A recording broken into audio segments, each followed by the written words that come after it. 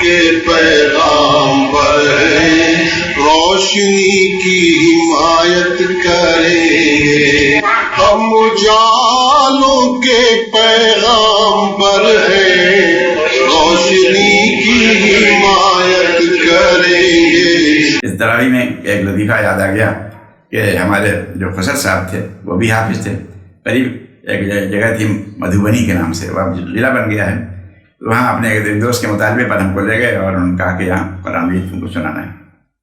تراویح سنائی ہم نے، اور چلتے وقت انہوں نے 120 روپے ہمارے حسن صاحب کو دیا کہ یہ امام صاحب بھی وہ ہے، یعنی انعام دیا جا رہا ہے وہ قبول کرنے کا. بھی پہلی مرتبہ ہم نے 120 روپے دیے دیکھے اپنی زندگی میں.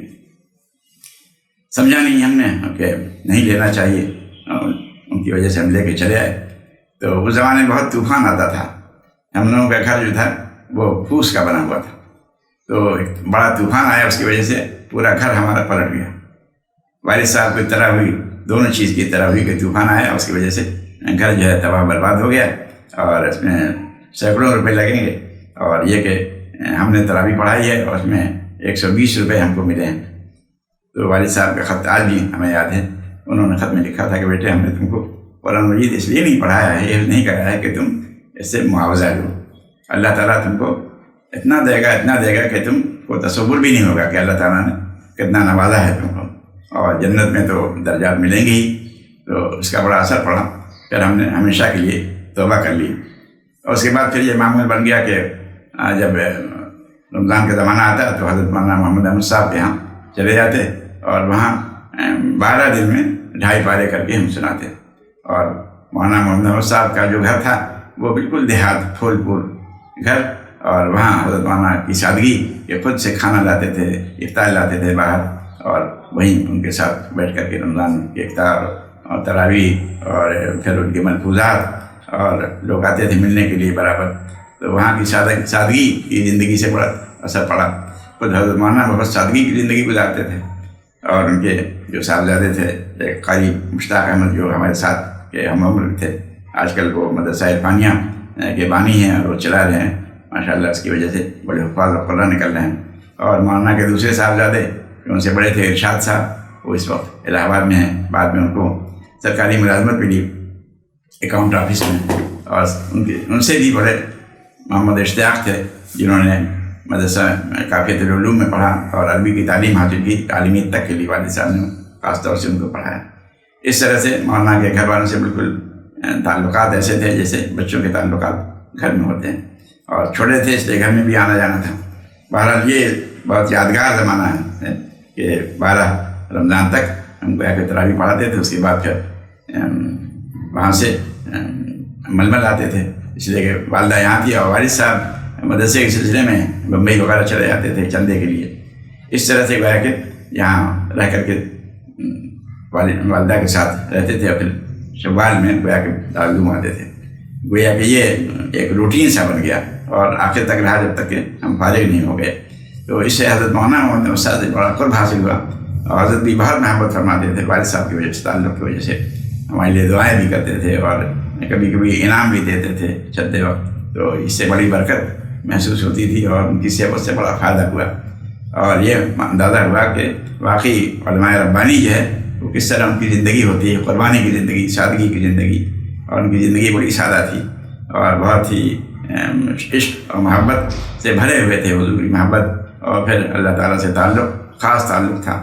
ان کے اشعار بھی اسی سلسلے میں ہوتے تھے. وہ اشعار پڑھتے تھے اور ہم لوگ جو ہے فائدہ اٹھاتے تھے. تو اس یہاں کی زندگی کا ہماری اس پر زندگی پر بڑا اثر پڑا کہ کس طرح دینی زندگی ہونی چاہیے، اخلاقی زندگی ہونی چاہیے. ان کے ساتھ بعض علاقوں میں بھی جاتے تھے، دیہاتوں میں جہاں مولانا کو بلایا جاتا تھا وہاں تقریر کرتے تھے.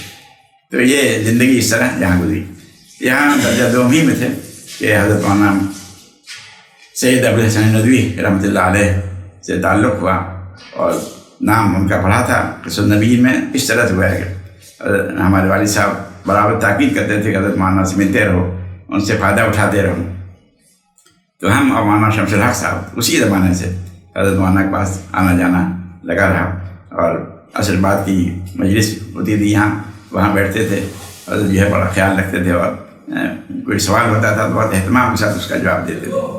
تو اس طرح اس کی شفقت کا شروع سے معاملہ رہا اور یہ شفقت برابر بڑھتی ہی گئی حضرت کی. اس لیے کہ ہم حضرت کی مجلس میں آتے تھے اور حضرت بھی مضامین دیتے تھے کہ اس کو صاف کر دو. تو اس زمانے میں اس سے بھی بڑا فائدہ ہوا. اور پھر کبھی فرماتے تھے فلاں کتاب دیکھو اور اس میں فلاں عبارت دیکھو. اسی طرح سے تصنیفات میں بھی حضرت کے شریک ہوتے رہے آج تک. تو حضرت مولانا کے علاوہ جو اساتذہ تھے ہمارے وہ سب سراپا شفقت و محبت. ان میں خاص طور سے مولانا محمد اویس صاحب ندوی نگرامی جنہوں نے تفسیر القیم کی ترتیب دی اور ان کا تعلق الطاغر سے بھی تھا. اس وجہ سے ہمارے ساتھ ان کی خاص شفقت تھی. والد صاحب جب آتے تھے تو انہی کے گھر پر قیام کرتے تھے. اس طرح سے ان سے ربط ہوا اور ان کے فائدہ ہوا تفسیر کے معاملے میں. اور یہ معلوم ہے کہ کون کون سی کتابیں پڑھنی چاہیے. وہ سید صاحب مولانا سید سلمان ندوی کے خاص شاگرد تھے. اس وجہ سے بھی ان کا بھی وہ تذکرہ کرتے تھے اور ان کے بعض واقعات بتائے انہوں نے کہ کہتے تھے دیکھو اگر تم کو لکھنا ہے تو اس کے لیے مطالعہ ضروری ہے. اگر تم کو 10 صدر لکھنا ہے تو کم از کم 10,000 صفحات پڑھنے پڑیں گے. یہ ان کا ہوتا ہے. اسی طرح سے فرماتے تھے کہ سید صاحب سراپا علم میں مشغول تھے اور ان کے سامنے ہم کھڑے ہو جاتے تھے. کتابیں 8-10 پھیلی ہوئی ہیں, یہ نکالو, فلاں صفحہ نکالو, فلاں حدیث دیکھو, اور نکال کے کھڑے ہوئے ہیں 2 گھنٹے 2.5 گھنٹے کھڑے ہوئے ہیں. اور ہماری مجال نہیں تھی کہ ہم بیٹھ جائیں. تو عرصے کے بعد دیکھتے تھے کہ یہ کھڑا ہوا ہے تو اوہو بیٹھ جاؤ تم. اس طرح سے سید صاحب کے انہماک کا تذکرہ کرتے تھے. اور ہم لوگوں سے بھی کہتے تھے بھائی دیکھو اس طرح بغیر محنت کے علم حاصل نہیں ہوتا. تو مطالعے پر بہت زیادہ زور دیتے کہ قرآن مجید پڑھ کے آؤ اور پھر اس کا اہتمام کرو اور کثرت سے تلاوت کرو اور تفسیروں کو دیکھو اور کس طرح انہوں نے کیا تعبیرات اختیار کی ہیں اس پر غور کرو. اسی طرح سے اس زمانے میں ہمارے اساتذہ میں سے مولانا حبیب الرحمان صاحب تھے جو نحو صرف پڑھاتے تھے.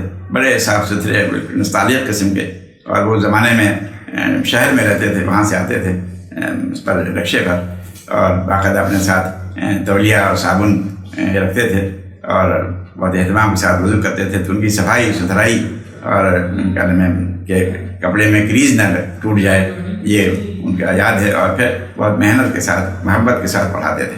تو ان سے ہم نے جو کتابیں پڑھی اس میں تنویر النحو اور اس کے بعد کتاب الصرف, کتاب النحو, پھر آخر میں شرح نقایا اور ہدایہ بھی پڑھائی انہوں نے. تو ان کی جو اردو ہوتی تھی بہت گاڑھی ہوتی تھی. تو ہم لوگ کہتے تھے ہنس کر کے کہ مولانا ہم لوگ جو ہے بہت اردو زیادہ جانتے نہیں, آپ بہت ایسی زبان بولتے ہیں کہ جو ادبا استعمال کرتے ہیں. لیکن وہ ہنس کر کے مسکرا کر کے بہرحال بہت سلیقے سے پڑھاتے تھے اور بڑی پابندی سے پڑھاتے تھے. کیا مجال کہ 1 منٹ بھی دیر ہو جائے ان کے بیچ میں. اسی طرح سے اس زمانے میں جن اساتذہ سے ہمارا خاص تعلق تھا اس میں حضرت مولانا محمد راوی صاحب ندوی دامت برکاتہم ہیں کہ مولانا کی شفقت جو ہے اس وقت سے برابر ہمارے حال کر رہی. اور خصوصی جو تعلق تھا وہ حضرت مولانا سید ابو حسین ندوی سے تھا اور برابر یہ تعلق بڑھتا رہا. اور پھر اتنا تعلق بڑھا کے اپنے تصنیف کے کاموں میں ہم کو شریک کرنے لگے. اور ہمیں یاد ہے کہ زمانہ قیام میں جو ان کا تھا وہاں سیدھا پور آئی ہاسپٹل میں حضرت مقیم رہے تقریباً 1.5 مہینے. تو رمضان کا زمانہ تھا. تو اس زمانے میں وہاں ہمیں دوسرے کمرے میں تراویح سنتے تھے. حضرت لیٹے رہتے تھے اور وہ سنتے تھے. اور کبھی ایسا ہوتا کہ ہم بھول گئے تو حضرت مولانا کسی سے کہہ کر کے تیمم کی مٹی تھی مٹی تیمم کرتے. اس کے بعد پھر ہم کو لقمہ بھی دیتے. وہ کہ حضرت بہت اہتمام کے ساتھ تراویح سنتے تھے. اسی طرح سے جو فائدہ ہوا وہ یہ کہ کتابیں ہم سناتے تھے. تو عربی کی کتابیں ہزاروں صفحات سنائیں اور اسی طرح سے اردو کی کتابیں سنائیں. تو حضرت مولانا کی ذہانت دیکھیے اور حرص کہ بعض اشعار ایسے ہوتے تھے جو پڑھنا مشکل ہوتا تھا فارسی کا. تو فرماتے تھے یہاں تو فارسی شعر ہے پڑھو, کیوں چھوڑ دیا تم نے اس کو. اس طرح سے ہم کو اشعار سنانے کا اور اسی طرح سے عبارت سنانے کا بڑا فائدہ ہوا. عبارت میں بہت زیادہ اہتمام ہوتا تھا کہ ہم عبارت غلط نہ پڑھیں. چنانچہ صحیح عبارت پڑھتے تھے اور پہلے دیکھ لیتے تھے. تو کبھی 8 صفحے کبھی 10 صفحے عربی کے اور کبھی اردو کے اخبارات پڑھتے تھے. خبر پڑھو, افتتاحیہ پڑھو اور اسی طرح سے کتابیں سنتے تھے. تو اس طرح حضرت کی زندگی کو ہم نے دیکھا کہ کوئی مرحلہ مشغولیت کے بغیر نہیں ہوتا تھا، کہ ہر وقت مشغول، ان کا ذہن مشغول، کوئی سوچ رہے ہیں، کسی بارے میں سوچ رہے ہیں اور کسی بارے میں کہنا کہ یہ کام کرنا ہے. اس طرح سے وہ زمانہ جو تھا، جو اگرچہ ان کی بیماری کا تھا، لیکن ہم نے بھی دیکھا کہ ان کا ذہن برابر کام کرتا رہتا تھا اور پوری نگرانی کرتے تھے اور پوچھتے رہتے تھے کیا پڑھ رہے ہو، کون سی کتاب پڑھ رہے ہو. ایک زمانے میں حضرت مولانا کی صحت اچھی تھی تو دارالعلوم کا چکر لگایا کرتے تھے، اساتذہ کو دیکھتے تھے کون کیا پڑھا رہا ہے. اردو آڈیوز اور ویڈیوز کی جامع ترین mobile app Urdu audio Google Play Store اور ایپل اسٹور پر دستیاب ہے. یہ ایپ سفر و حضر میں آپ کی بہترین ساتھی بن سکتی ہے. اسے انسٹال کر کے urduaudio.com کے جملہ آڈیوز اور ویڈیوز سے مستفید ہوں اور اس سے دوست احباب کو متعارف کرائیں.